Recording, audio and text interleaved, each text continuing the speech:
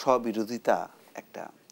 আপনি দুর্নীতির বিরুদ্ধেই তো অভিযান করবেন, শুরু করছেন, এটা যদি ধরা হয়। আমরা যেই সফলতা দেখলাম না ওই ক্যাসিনো কাণ্ডের, ওই সময় মনে হচ্ছিল যে সরকার বোধহয় এবার শেষ দুর্নীতিবাজরা, দেখলাম যে না, ওই খুব শর্টকাট করে ওখান থেকে বের হয়ে চলে আসলো, তারপর যা তাই। এখন দেখেন, আপনি একদিকে যখন অভিযান করতেছেন, আপনি দুর্নীতিবাজদের, টাকা পাচারকারীদেরকে সুযোগ দিচ্ছেন যে তুমি 15% ট্যাক্স দাও, ট্যাক্স দিয়ে তুমি তাহলে আপনি কার বিরুদ্ধে করবেন?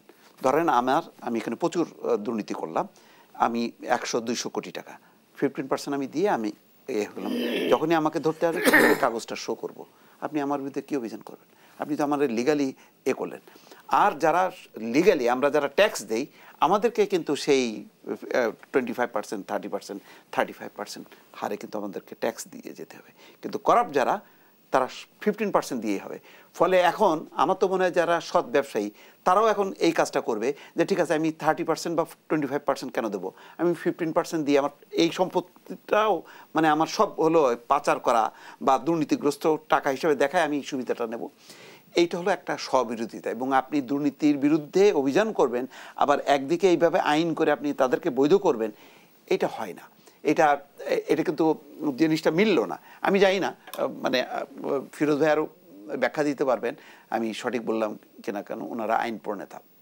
আমি মনে করি, দেখেন আমি আগেই বলছি যে বেনজির আজকে ধরেন একদিনের সৃষ্টি না। আপনি এই যে সে চলে গেল, ঠিক আছে, দুদক তার আইনগতভাবে এগোবে, কিন্তু গোয়েন্দা সংস্থাগুলো তো আছে, তাই না?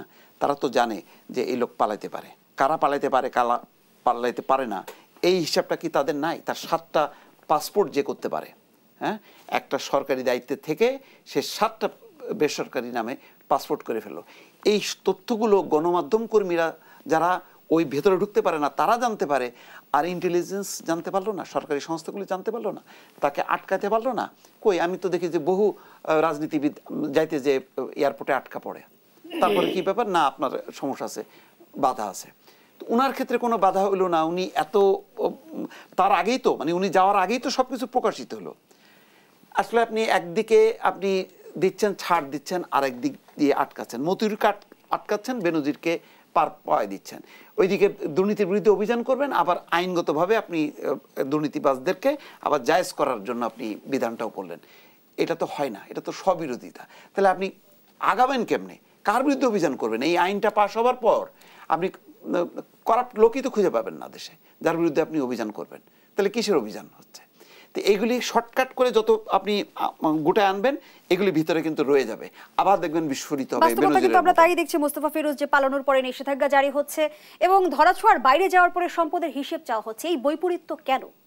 বৈপরীত্য ওই যে সরকারের মনে করে যে ধারাবাহিকভাবে যেহেতু 15-20 বছর আছে, এমন এমন কিছু আছে রাঘব বোয়াল, যারা আসলে তাদেরকে টাচ করা যাচ্ছে না, কারণ তাদের সাথে এত বেশি মানুষ জড়িত যে সবাই তাহলে সামনে চলে আসে এবং এক ধরনের নৈরাজ্য তৈরি হবে, এবং সরকার মনে করবে যে আমাদের অনেকের বিষয় বোধহয় সামনে চলে আসবে। এই যে এখন দেখেন না, আমরা অল্প কিছু লোককে নিয়ে কিন্তু ছাগলামি করতেছি, মনে করতেছি এগুলি বোধহয় ছাগল, মতিউর একটা ছাগল, বেনজির একটা ছাগল, কিন্তু এইরকম যে অসংখ্য ছাগল যে রয়েছে সেগুলি কিন্তু আবার আড়াল পড়ে যাচ্ছে এইসব কারণে।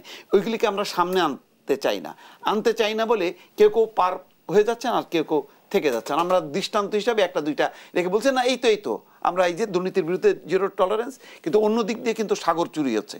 এয়ারপোর্টে দেখবেন যে 1 কেজি সোনা ধরা পড়ে, অন্য দিকে 100 কেজি সোনা কিন্তু পার হয়ে যায়। এইভাবে সামনে 1 কেজি দেখালো যে এই যে ধরলো, আর অন্য পিছন দিক দিয়ে চলে গেল 100 কেজি সোনা। এটাই তো চলতেছে।